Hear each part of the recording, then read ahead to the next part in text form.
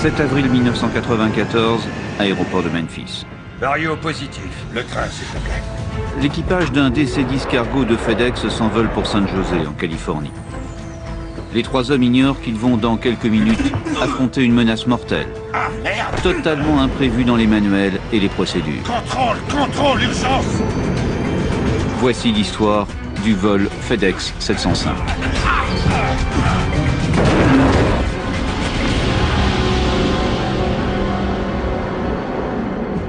Le quartier général de la société américaine Federal Express est installé à Memphis, dans le Tennessee. Cette société, spécialisée dans le transport de courrier et de colis, dessert 171 pays.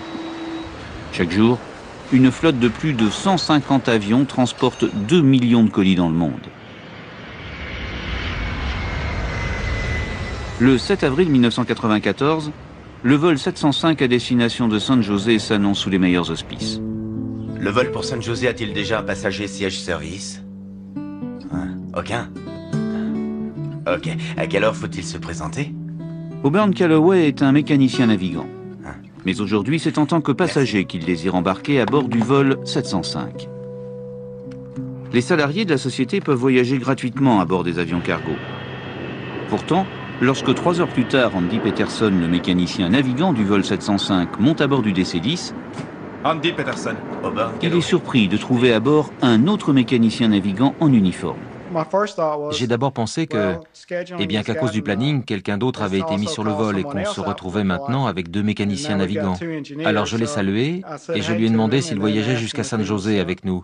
Il a acquiescé et a précisé qu'il ne serait qu'un passager. Andy Peterson s'installe et entame ses vérifications avant la mise en route. Tout va bien, sauf un fusible qui est déconnecté, celui d'une des 2 boîtes noires, le CVR. Le CVR, Cockpit Voice Recorder, ça veut dire c'est l'enregistreur de conversation. C'est l'un des 2 magnétos qu'il y a à bord de l'avion. L'un, enregistreur de vol pour tous les paramètres, et l'autre, enregistreur de conversation, un magnétophone avec une bande continue de 30 minutes. C'est ici. Là, on a un micro et ici, on a l'indicateur pour pouvoir le tester avant de décoller. On ne peut pas l'effacer en vol, on ne peut l'effacer qu'une fois au sol, que le frein de parc est tiré et les moteurs arrêtés. Andy Peterson réenclenche le fusible. Les boîtes noires sont les principales sources d'informations pour les enquêteurs après un accident et leur bon fonctionnement est obligatoire. Mais le mécanicien navigant est troublé, il n'a jamais vu cela auparavant. Le fusible de l'enregistreur de vol avait sauté et coupé l'alimentation électrique de la boîte noire. Je n'avais jamais vu ça. Je me souviens avoir pensé que c'était plutôt bizarre. À leur tour, le commandant de bord, David Sanders, 49 ans, et le copilote, Jim Tucker, 42 ans, montent à bord du DC-10. Jim Tucker. Auburn Calloway. Ça vous ennuie si je viens avec vous en Californie? Non, pas du tout. Il ne devrait pas y avoir de problème aujourd'hui. Ça s'annonce bien. Vous jouez de la guitare? Oui, j'en joue. Calloway avait l'air calme. Rien ne clochait à ce moment-là. Sauf peut-être cet étui à guitare posé un peu plus loin sur la droite. J'étais pressé d'aller dans le poste pour commencer la visite pré-vol. Nous avions tant de choses à faire. Mais les pilotes ignorent une chose. En fait, c'est l'équipage de Calloway qui, initialement, devait assurer ce vol. Seulement la veille, en revenant à Memphis, ils avaient pris du retard et avaient dépassé les limites horaires légales. Du coup, le planning avait mis tout le monde au repos et changé l'équipage du vol 705. Je pense qu'il va pouvoir voler. Il ne manque aucun boulon, aucune vis. Lorsque je suis revenu dans le poste, j'ai remarqué que le fusible avait à nouveau sauté. Je l'ai remis et j'ai décidé de regarder s'il restait bien en place, pour éviter de devoir appeler la maintenance. Je voulais être certain qu'il ne sauterait pas une nouvelle fois, parce qu'alors on aurait dû annuler notre départ. Pour le reste, tout va bien à bord. La machine est en état de vol. Tu veux prendre les commandes pour l'aller ou tu préfères le retour? Qui sait quand une nouvelle occasion se présentera? J'ai rencontré Jim Tucker cet après-midi-là. Cela faisait 10 ans qu'il travaillait pour la compagnie. Il était instructeur sur DC-10. Quant à Andy Peterson, j'avais volé une fois avec lui sur un vol pour Paris. Comme cela arrive fréquemment, l'équipage vole donc ensemble pour la première fois. Les 2 pilotes sont tous les 2 des anciens de l'aéronavale. Jim Tucker, le copilote, est un ancien pilote de chasse, tout comme le commandant Sanders, chez FedEx depuis 20 ans. Mais aucun des 3 membres d'équipage ne connaît le passager du jour, leur collègue Auburn Calloway.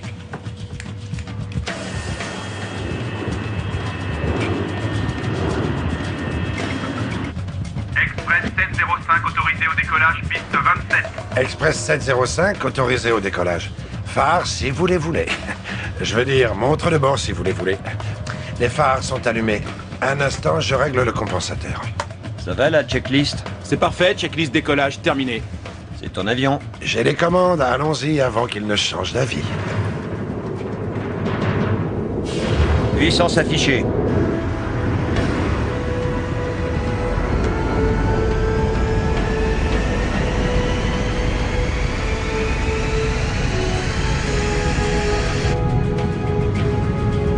« 80 nœuds. C'est bon. G1, rotation.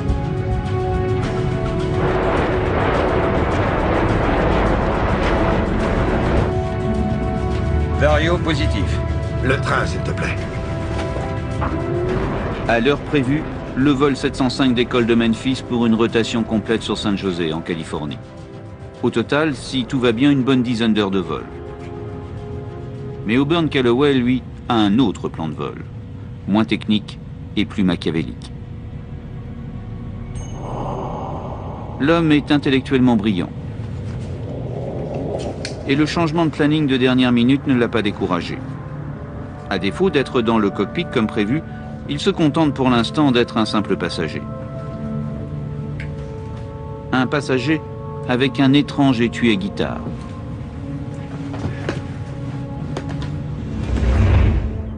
Ce fut d'ailleurs le matin même sa deuxième contrariété.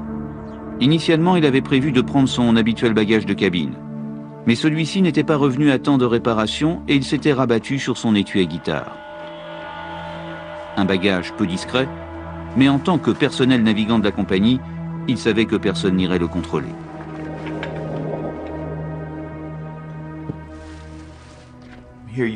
Voilà un homme qui avait réussi dans la vie, comme très peu d'Afro-Américains y parviennent. En 1974, Auburn Calloway sort diplômé de la brillante université de Stanford. Il devient pilote dans l'aéronaval, puis dans une compagnie privée. Seulement depuis 5 ans chez FedEx, il doit se contenter d'un poste de mécanicien navigant. Calloway était quelqu'un d'extrêmement intelligent.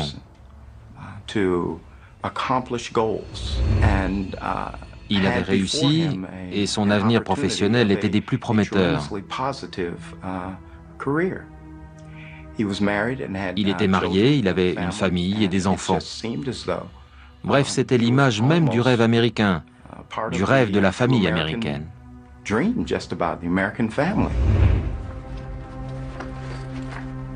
Ce matin-là, en quittant sa chambre d'hôtel, Auburn Calloway laisse sur le lit 2 documents. Ce n'est pas un oubli, ce sont ses dernières volontés. Le vol FedEx 705 poursuit sa montée. Il passe les 19 000 pieds, environ 5 800 mètres. Jim Tucker profite du beau temps et se fait plaisir, il pilote manuellement l'avion. À cet instant, personne ne se doute que pour Auburn Calloway, il est l'heure de passer à l'action. Altimètre. 29 et 20. Checklist décollage terminée. Discrètement, Auburn Calloway récupère son bagage. Mais les instruments de l'étui à guitare ne sont guère musicaux. Des marteaux et un fusil de chasse sous-marine. Calloway est un sportif. C'est un ancien militaire et il est spécialiste en arts martiaux. Il sait être un combattant redoutable.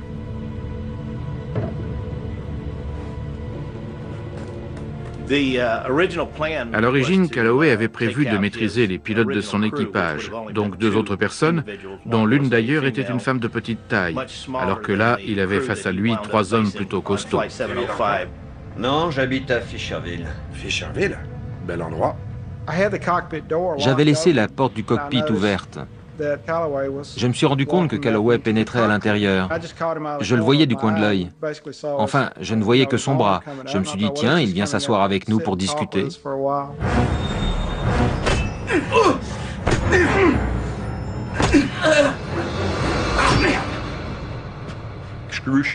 La douleur était tellement insupportable que je ne voyais plus rien.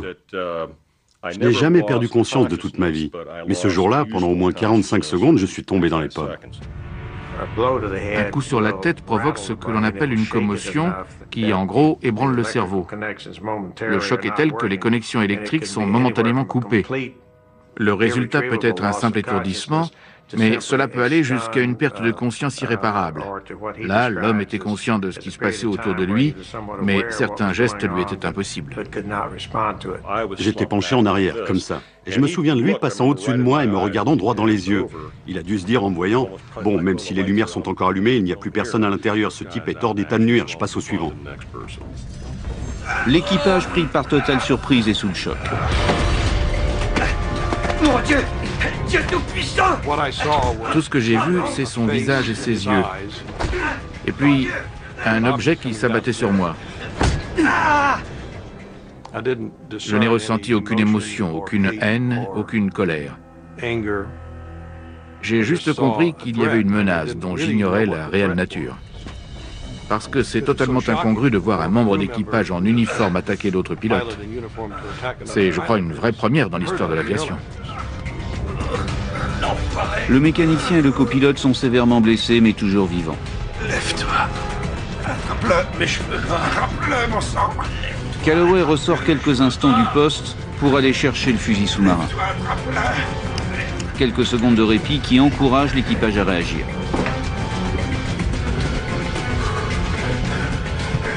Assez! Assez! Retournez à vos sièges! Cette arme est réelle! Je vais vous tuer! J'avais l'oreille qui bourdonnait et j'étais un peu sonné. Mais quand j'ai vu le fusil à harpon, je me suis dit, la seule chose que je puisse faire, c'est essayer de l'attraper. Et c'est ce que j'ai fait. Le harpon dépassait de quelques centimètres du fusil. J'ai donc agrippé la partie sous la pointe et je m'y suis accroché de toutes mes forces. Le copilote décide lui aussi de surprendre l'agresseur. Il tire brutalement sur le manche et met l'avion en montée sur une pente de 15 degrés.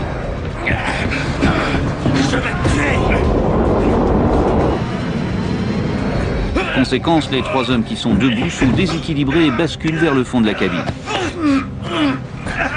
Lâche ça! À cet instant-là, j'ai compris que je tenais entre mes mains l'arme sans doute la plus efficace, à savoir l'avion lui-même. Le copilote, Jim Tucker, est non seulement un ancien pilote de l'aéronavale, mais aussi un ancien instructeur de combat sur chasseur A4. J'ai envisagé la situation dans son ensemble, comme s'il s'agissait d'une manœuvre dans un combat aérien. Vous savez, dans l'aéronavale, la première chose que l'on vous apprend, c'est d'attaquer l'ennemi. En l'attaquant, vous le forcez à devenir prévisible. Et une fois que l'on peut prévoir ses réactions, vous vous en servez pour le mettre hors d'état de nuire.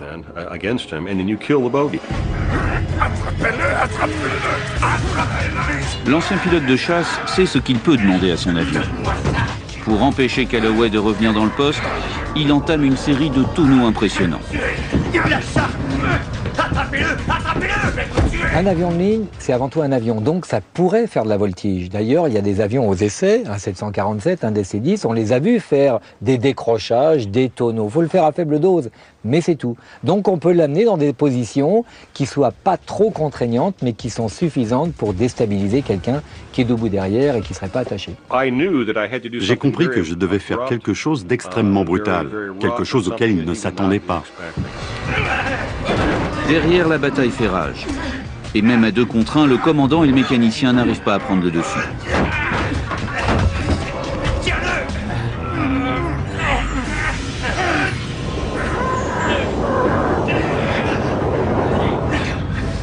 Donne-moi ce marteau!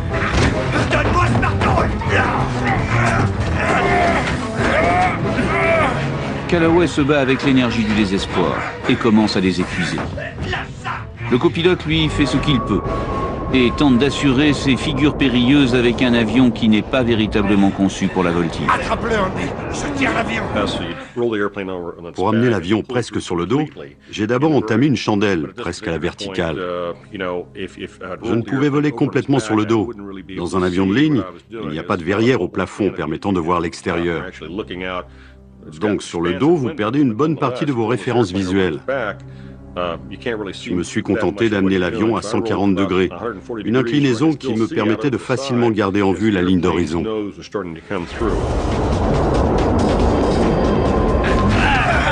Mine de rien, c'est un exploit en matière de pilotage. Le DC-10 est certifié pour une inclinaison maximale de 60 degrés, très loin des 140 degrés affichés.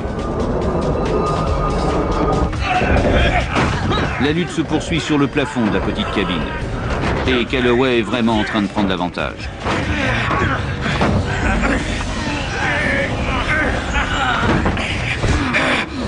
Comprenant que la situation est en train de mal tourner, le copilote décide de tenter une nouvelle manœuvre et engage l'appareil dans un véritable piqué.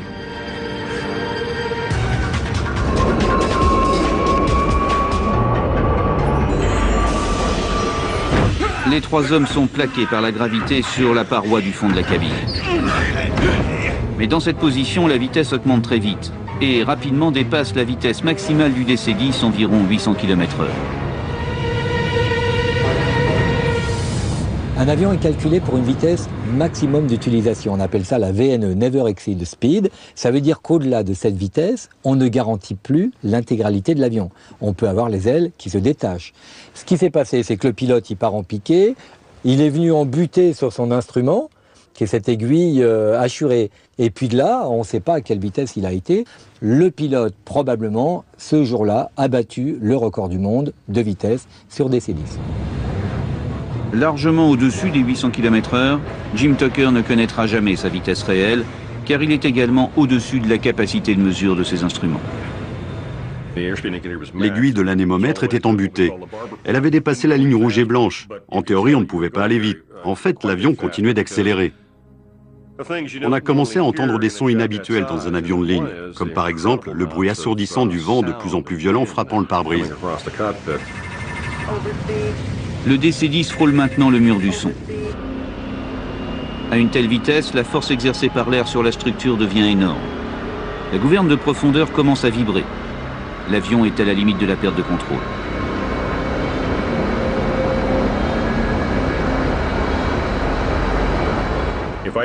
Si je n'avais pas tiré à ce moment-là sur le manche, l'avion se serait probablement désintégré, parce que j'entrais dans un phénomène appelé engagement en piqué. Lorsque l'avion plonge, la vitesse augmente énormément. L'air s'écoule de plus en plus vite sur la surface des ailes, et l'appareil n'a pas été conçu pour supporter de telles forces. Mais une nouvelle difficulté apparaît. Brutalement, Jim Tucker s'aperçoit que les manettes des gaz sont restées en position de montée, et donc à pleine puissance. Or, il faut absolument les réduire. Seulement, le coup reçu à la tête est en train de paralyser toute la partie droite de son corps. Seule sa main gauche est encore valide et il va devoir lâcher le manche quelques secondes pour réduire les gaz. Une opération délicate dans une phase de vol aussi critique.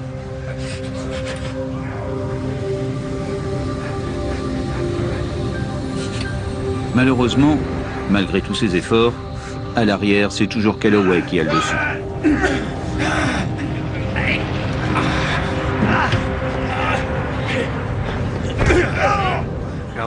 Lorsque Calloway m'a frappé pour la troisième fois sur le dessus de la tête, j'ai presque perdu connaissance.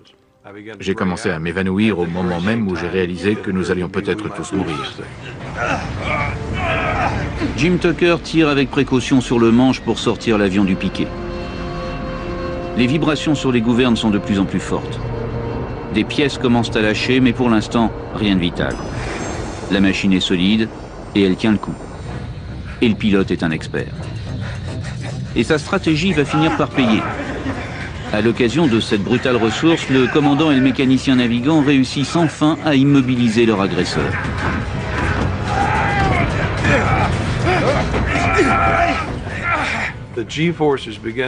Lorsque la force de gravité a commencé à s'atténuer, lors du redressement de l'avion, j'ai vu le marteau que tenait Calloway. J'ai saisi l'arme des deux mains et je la lui ai arrachée.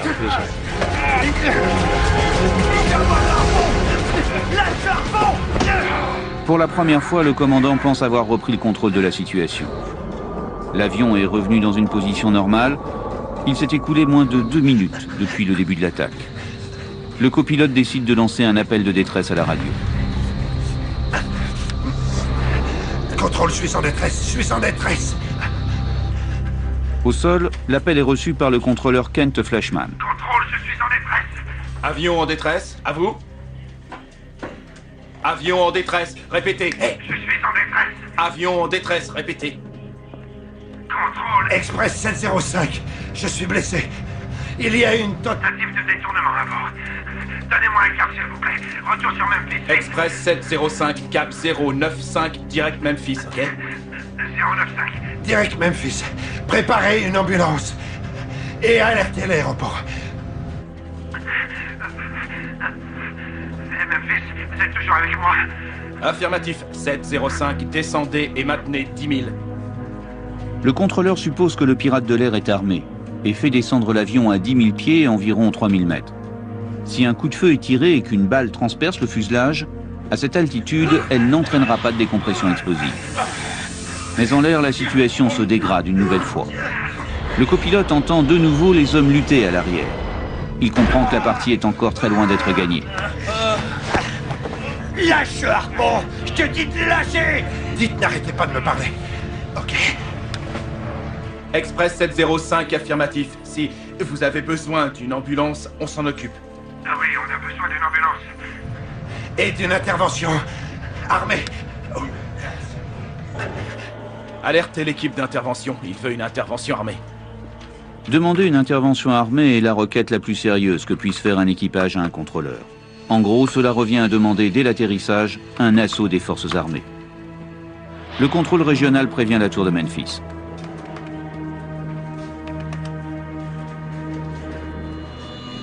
Nous avons une urgence, Express 705. C'est une tentative de détournement. Une tentative de détournement? Ok. Contact radar, passe-le sur 119.1. Le contrôleur en charge de l'approche à Memphis s'appelle Paul Condolino. À 44 ans, ce n'est pas vraiment un débutant. Rapidement, il identifie au radar le vol 705. Mais il est étonné car l'avion est en train de s'éloigner de l'aéroport. Évidemment, il lui est difficile d'imaginer la situation à bord. Après l'accalmie, la bagarre a repris de plus belle. Et le copilote essaie toujours de déséquilibrer l'agresseur avec des figures de voltige. Mais du coup, il a totalement perdu son cap. Lui-même ne sait plus très bien où il est. Et en plus, ignore ce qui se passe juste derrière lui. J'étais seul dans le poste de pilotage. Ils continuaient à se battre à l'arrière et je ne savais pas qui gagnait, qui perdait. C'est la seule fois où j'ai vraiment eu le temps d'avoir peur. À cet instant, la situation était terrifiante.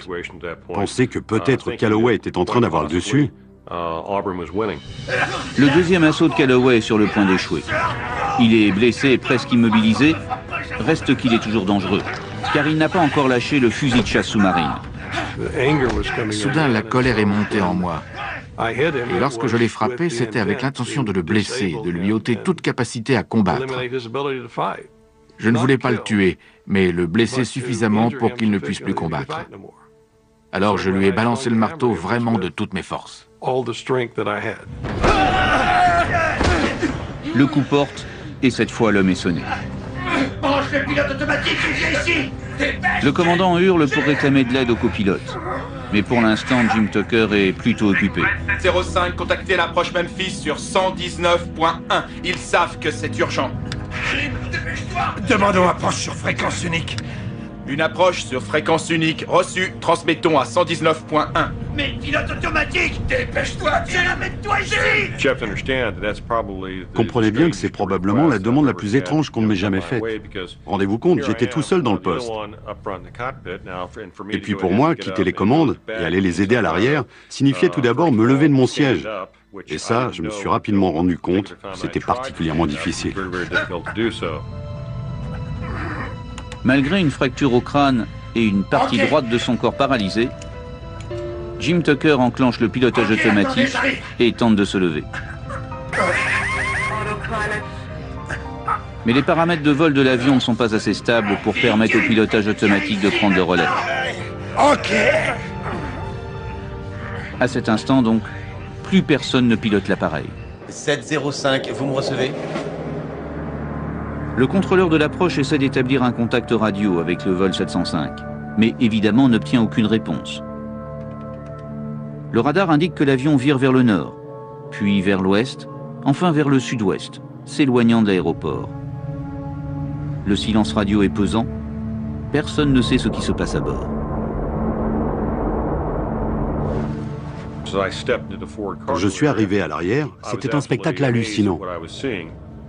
Tous les trois étaient couverts de sang. Auburn Calloway était sur le dos.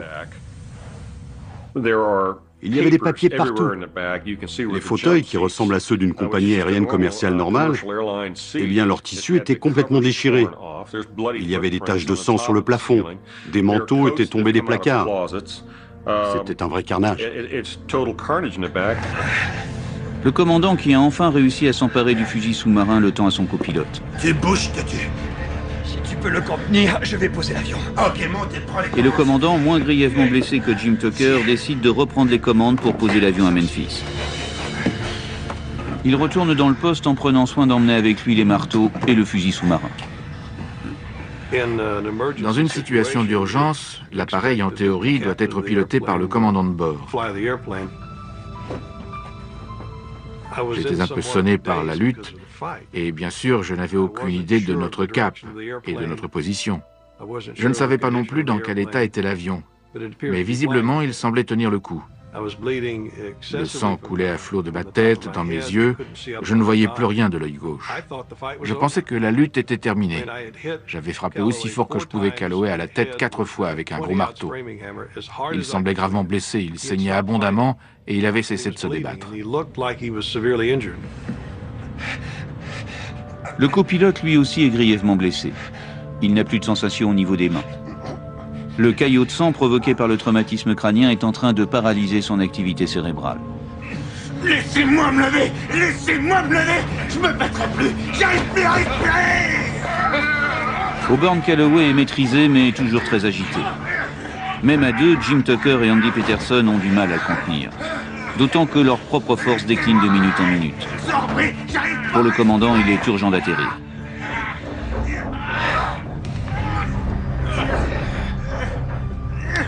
Memphis, vous me recevez?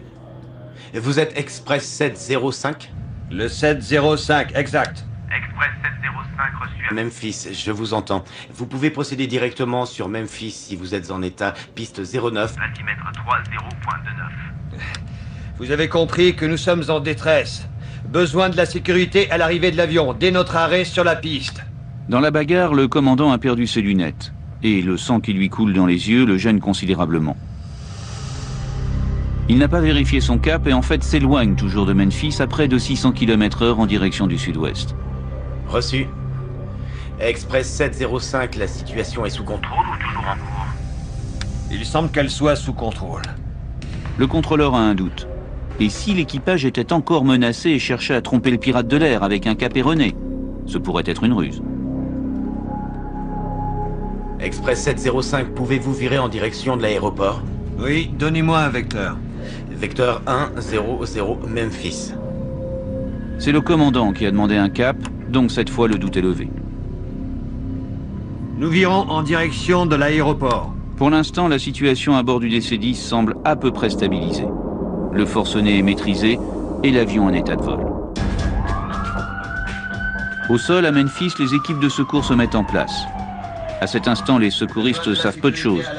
Un DC-10 de FedEx est sur le point d'atterrir après avoir subi une tentative de détournement et tous les membres d'équipage sont blessés. Chez les pompiers, David Teague fut l'un des tout premiers prévenus. J'ai entendu l'appel du contrôle aérien dans les haut-parleurs de la caserne. Moi, j'étais nouveau dans la brigade, alors je n'ai pas bien compris ce qui était dit, mais j'ai réussi à discerner des mots comme « pirate de l'air ».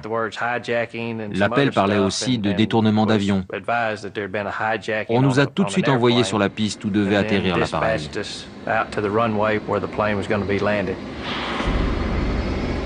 Le DC-10 vole maintenant vers l'aéroport de Memphis. Mais il va devoir affronter un nouveau danger. Il a décollé quelques minutes plus tôt avec 38 tonnes de carburant et n'a pas eu le temps de les vidanger. Résultat, pour un atterrissage, il affiche une surcharge de 16 tonnes. Se poser en surcharge, ça peut être dangereux. Pourquoi? Parce que si on se pose durement, eh ben c'est le train qui casse.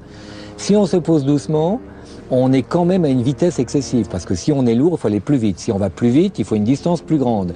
Et si on n'a pas suffisamment de pistes pour s'arrêter, c'est la sortie de piste assurée, et là c'est très dangereux. Seule solution donc, purger les réservoirs. Mais les télécommandes se trouvent à l'arrière, sur le panneau du mécanicien. Il faut vous lever et aller au poste mécanicien où se trouve le panneau de gestion de carburant.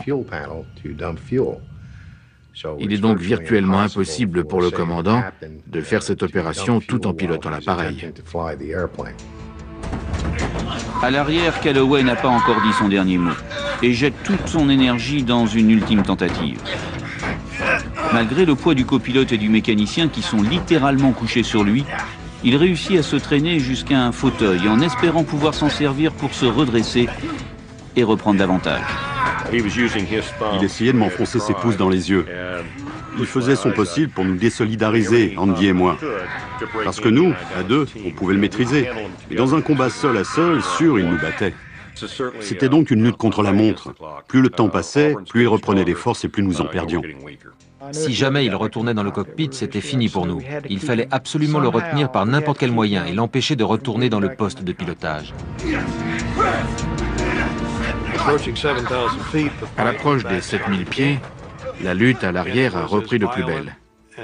C'était tellement violent, tellement bruyant, comme lorsque j'étais avec eux à me battre, que j'ai décidé de stabiliser l'appareil à 7000 pieds, de brancher le pilote automatique et d'aller les retrouver et de tuer Calloway. La situation devenait tellement grave que je me suis dit que c'était la seule solution. Le DC-10 est maintenant à moins de 40 km de l'aéroport de Memphis. Il est sous contrôle.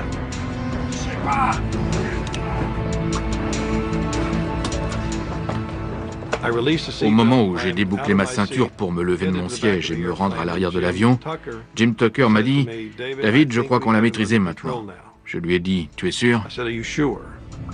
C'est bon. Il m'a dit « Je crois qu'on l'a maîtrisé. » Je suis retourné sur le siège gauche et j'ai poursuivi notre descente vers l'aéroport. Express 705. Confirmez que la situation est sous contrôle. Eh bien, elle est à peu près sous contrôle. Express 705 autorisé à la... Atterrissage, approche visuelle, piste 09. Le commandant doit maintenant revenir à son pilotage. Cette nouvelle alerte lui a fait perdre un temps précieux. La piste se rapproche, il est en surcharge à une vitesse élevée et encore à plus de 7000 pieds, environ 2300 mètres d'altitude. Lorsque le commandant de bord revient dans son cockpit, il est sur pilote automatique, il le débraye, il entame sa descente, mais c'est déjà trop tard, il est trop haut, trop vite, trop près. Donc le compromis à trouver, c'est quoi? C'est se poser en surcharge, ce qui est déjà pas facile, mais en plus, c'est faire un compromis entre la descente et la vitesse excessive et se poser quand même en sécurité. Il pourrait très bien faire un tour à 360 degrés, mais c'est 2 minutes de plus et il pouvait peut-être pas se le permettre. C'est une situation qui est peut-être pas facile à gérer, une affaire de compromis en quelque sorte. Je me dirige vers la 36 gauche. Pour rallonger son approche, le commandant décide de changer de piste et demande la piste 36 gauche plus longue. Mais l'approche est plus difficile, car à basse altitude et dans un espace restreint. L'avion va devoir faire des virages très serrés, à très forte inclinaison. Facile avec un avion de tourisme, plus compliqué avec un DC-10. L'appareil va d'abord devoir virer 90 degrés sur la droite, puis faire un demi-tour complet pour se retrouver aligné sur la piste. Ok. Express 705, piste 36 gauche, autorisation pour approche visuelle, autorisation d'atterrir. Le vent est du 050 pour 8 nœuds. Le commandant ignore volontairement les alarmes déclenchées par les virages à très grande inclinaison. S'il veut maîtriser sa trajectoire, il n'a pas d'autre solution. Soudain, l'avion s'est penché sur le côté. On aurait dit un avion de chasse qui faisait un virage serré. Ensuite, il était tellement bas qu'on l'a perdu de vue. Il a disparu derrière le terminal. Au début, j'ai cru qu'il s'était peut-être écrasé, parce que l'aéroport était en chantier à cette époque. Et il y avait de la fumée qui s'élevait au sud du terminal. C'est là que nous nous sommes dirigés. Mais dans la précipitation, le commandant a oublié de ramasser un des marteaux de Calloway.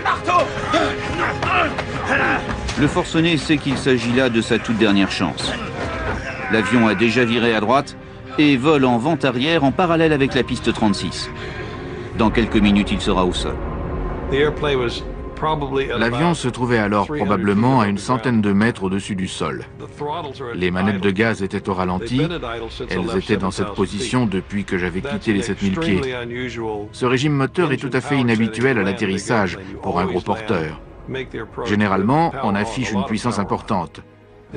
Là, les moteurs fonctionnaient au ralenti.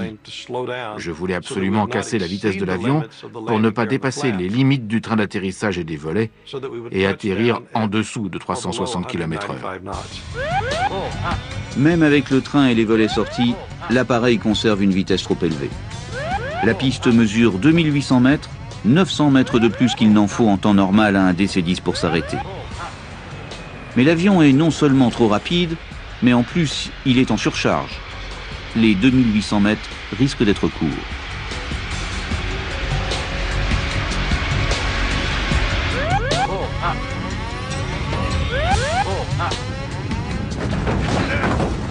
À l'arrière, le match est sur le point de s'achever. Andy Peterson, le mécanicien, a réussi à s'emparer du marteau. Frappe-la, Andy, frappe-la!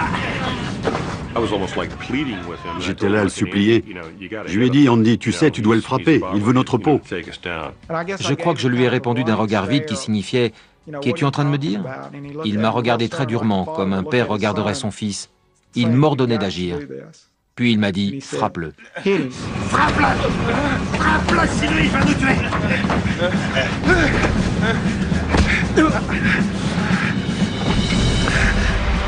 Le DC-10 est maintenant en approche finale pour la piste 36. Sa vitesse est encore de 210 nœuds, presque 390 km/h, 25% trop vite. La piste sera-t-elle suffisamment longue? Les 10 pneus du train vont-ils résister?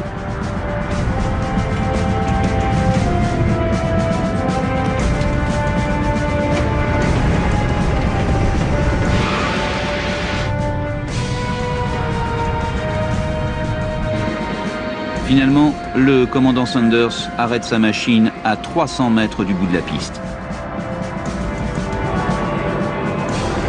L'avion est intact et les hommes sont sauvés. Enfin, ils le seront lorsque le forcené sera définitivement maîtrisé. Ouvre-leur la porte!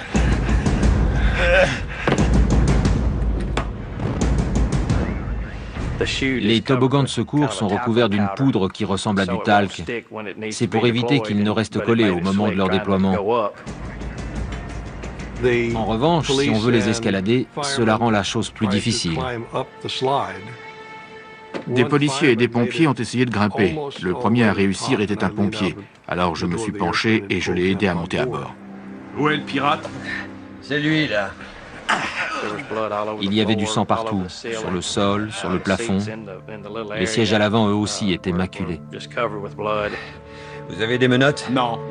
Vous devriez vous en procurer, ce fils de pute est encore dangereux. J'ai besoin d'une paire de menottes, lancez-moi une!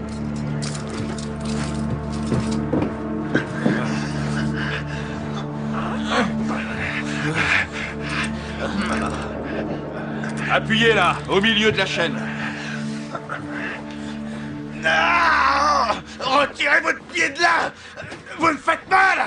Maintenant que Calloway est entravé, le pompier examine rapidement Andy Peterson, le mécanicien. Il a perdu beaucoup de sang et son pouls est très faible. Il est évacué d'urgence. Respectant la tradition, le commandant Sanders sera le dernier à quitter le DC-10. Je me suis arrêté à la porte de l'avion. J'ai été envahi par une euphorie que je n'avais jamais connue et que je n'ai jamais plus ressentie. Je prenais conscience de ce qui s'était passé. Nous nous en étions sortis, nous avions gagné.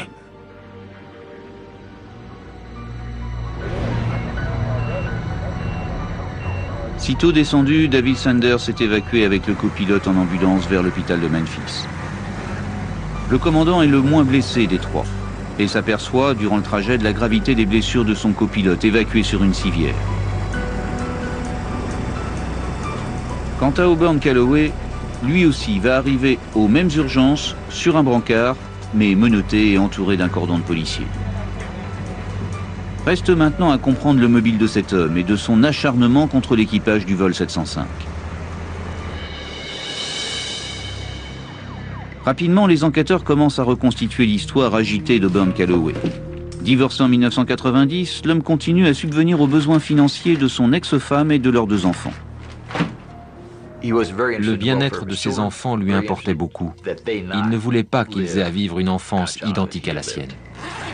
Les indices relevés à bord de l'avion prouvent clairement la préméditation. Mais l'opération suicide devient évidente avec la lettre laissée par Calloway à son ex-femme. Cher Pat, je veux que les enfants et toi sachiez que je n'ai vécu que pour vous. Il n'y a pas un jour où je n'ai cessé de penser à votre sécurité matérielle. Même si je n'ai pas réussi à mettre assez d'argent de côté pour que Killa et Burney puissent aller à Stanford. Calloway était obsédé par son bien-être matériel. Et son unique centre d'intérêt était ses enfants. Je pense aussi que son couple avait pour lui une certaine importance. Bon, il est vrai qu'à l'époque, il venait de divorcer, mais de toute façon, j'imagine qu'être marié à un homme pareil ne devait pas être facile. Au matin du 7 avril 1994, Auburn Calloway veut donc mourir. Il a perdu sa femme, il n'a pas réussi à envoyer ses enfants à l'université, il a dû renoncer à ses galons de pilote pour se contenter d'un poste de mécanicien navigant, un poste qu'il risque en plus de perdre le lendemain. Pour avoir fourni de fausses informations sur son compte, il doit en effet comparaître devant la commission de discipline de la compagnie et risque d'être purement et simplement licencié. Lors de notre enquête, nous nous sommes rendus compte qu'il avait surestimé son nombre d'heures de vol. FedEx, l'ayant remarqué, s'intéressait à son cas. À 42 ans, Auburn Calloway a peur du chômage. Plutôt la mort que le déshonneur, il va alors imaginer un plan démentiel. Son objectif était, j'imagine, d'en finir avec la vie, mais surtout de mettre ses enfants à l'abri de tout besoin matériel. Je ne peux plus continuer de vivre. Je suis sur le point de perdre mon boulot, mais il est hors de question de laisser mes enfants dans le besoin. Je ne vaux peut-être plus rien, mais ma vie, elle, a de la valeur. Mais pour cela, je dois être victime d'un accident. L'homme liquide tous ses comptes bancaires et envoie 54 000 $ à son ex-femme. Elle est aussi bénéficiaire avec ses enfants de son assurance vie pour un montant de 2,5 millions de $ en cas d'accident mortel durant son travail.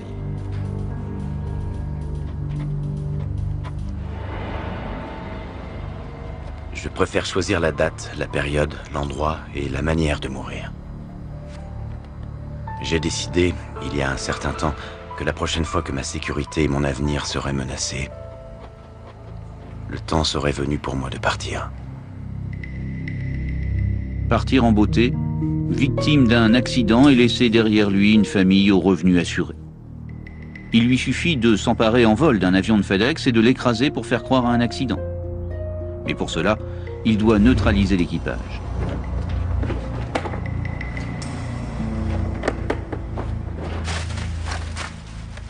Il choisit les armes du crime. Des marteaux et un fusil de chasse sous-marine. Ainsi, lorsque les enquêteurs les retrouveront parmi les débris, ils n'imagineront jamais que ces outils aient pu servir à détourner l'avion et encore moins à l'écraser.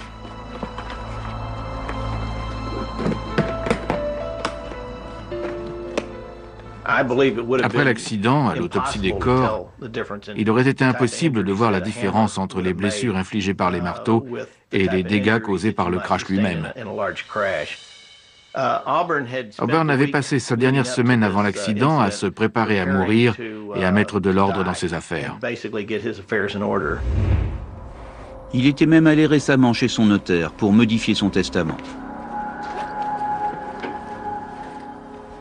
Il a laissé son testament sur son lit pour qu'il soit facilement retrouvé. Un détail qui prouve la confusion mentale d'Auburn Calloway. D'un côté, il laisse des preuves accablantes de ses intentions, et de l'autre, il peaufine chaque détail, comme par exemple la boîte noire.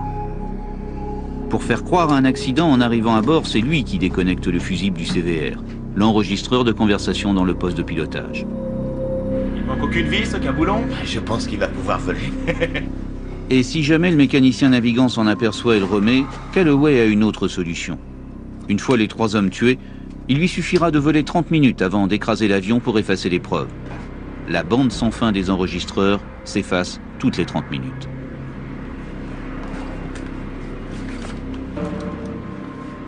Je crois qu'il voulait faire quelque chose de vraiment horrible avec cet avion, comparable à ce que nous avons vu le 11 septembre. Quelques semaines plus tard, Auburn Calloway finira par avouer sa réelle intention.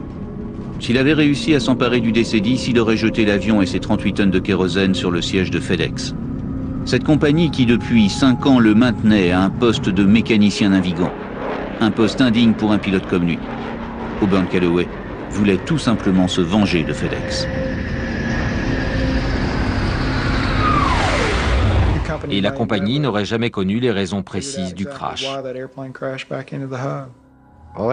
Après le 11 septembre, notre programme de sécurité a été sérieusement renforcé, que ce soit aux États-Unis ou ailleurs dans le monde. Notre personnel navigant aujourd'hui est le plus contrôlé et le plus surveillé de la planète. En 46 ans de carrière dans l'aviation, je ne connais pas d'autre histoire où un membre d'équipage se soit rendu coupable d'un tel acte. La folie des hommes est quelque chose qui est la moins maîtrisable qui soit. Lorsque quelqu'un arrive dans votre cockpit, comme ça m'est arrivé, qui se couche sur les commandes, qui réduit les manettes de gaz, qui essaye de prendre les commandes du copilote, on doit improviser. C'est un peu de bagarre, on essaye de maîtriser l'équipage également, ça devient d'une violence inouïe. Tout ça n'est pas prévu dans les procédures et les checklists. Heureusement aujourd'hui, les portes de cockpit sont verrouillées, ça n'empêche pas l'événement qui pourrait arriver, mais au moins ça le retarde. Le vol FedEx 705 n'a duré que 30 minutes. Mais pour ses acteurs, les conséquences dureront des années. Il a été condamné pour acte de piraterie aérienne, un délit qui entraîne une peine d'emprisonnement à vie, avec un minimum de 20 ans d'isolement. Face au tribunal, Auburn Calloway a plaidé la folie. Mais les jurés, en majorité noire, ne l'ont pas suivi et l'ont reconnu coupable. Le 11 août 1994, il a été condamné à la détention à perpétuité dans une prison fédérale, sans aucun espoir de libération conditionnelle. Les hommes du vol 705 sont de véritables héros. Qu'ils aient réussi à ramener l'appareil malgré toutes les blessures qu'on leur avait infligées, c'est tout bonnement incroyable. Lorsque quelqu'un reçoit un coup de marteau sur le crâne, il est possible qu'une fracture se crée. Si le coup asséné est puissant, il est possible aussi que de nombreux morceaux d'os pénètrent dans la boîte crânienne à l'endroit du choc. Voici une réplique du sommet de mon crâne. C'est grâce à une scanographie que l'on a pu le recréer ainsi. C'était pour voir la forme de mon crâne ainsi que l'importance du trou. C'est là où j'ai été frappé, sur l'os pariétal gauche. Mon crâne est resté comme ça pendant 1 an et demi. Ensuite, ça m'a pris 2 ans et demi pour guérir complètement, parce que j'ai dû réapprendre à marcher, à parler, à mâcher du chewing-gum. J'ai subi 3 opérations très lourdes. Je l'ai opéré 2 fois, et je l'ai suivi pendant sa période de rééducation. Ils ont fabriqué une pièce pour venir combler le trou que j'avais dans le crâne. Elle a exactement la même taille et la même épaisseur. C'est un substitut d'os synthétique appelé HTR, qui veut dire Hard Tissue Replacement. Il avait du mal à parler, il éprouvait des difficultés sur toute la partie droite de son corps, que ce soit dans ses sensations ou au niveau vélocité des membres. Mais maintenant, s'il le souhaitait, il pourrait me briser les doigts rien qu'en me serrant la main. Le 26 mai 1994, l'équipage du vol FedEx 705 a reçu la médaille d'or de l'Association des pilotes pour récompenser son héroïsme. C'est la plus haute distinction que puissent recevoir des pilotes civils. Pourtant, à cause des séquelles de leurs blessures, aucun des 3 hommes ne put se réinstaller aux commandes d'un avion de ligne. Je n'ai pas arrêté de me dire que j'allais reprendre les commandes, que j'allais me battre, que j'allais surmonter cet accident. Jusqu'à ce qu'ils découvrent que j'avais un petit problème de malaise. Bon là, je n'en fais plus, mais c'est parce que je prends des médicaments. Et le seul moyen pour pouvoir revoler sans avoir quelqu'un à côté de moi serait d'arrêter de prendre ces médicaments. Mais à l'heure actuelle, on m'a affirmé que c'était impossible. Je vais devoir les prendre jusqu'à la fin de ma vie.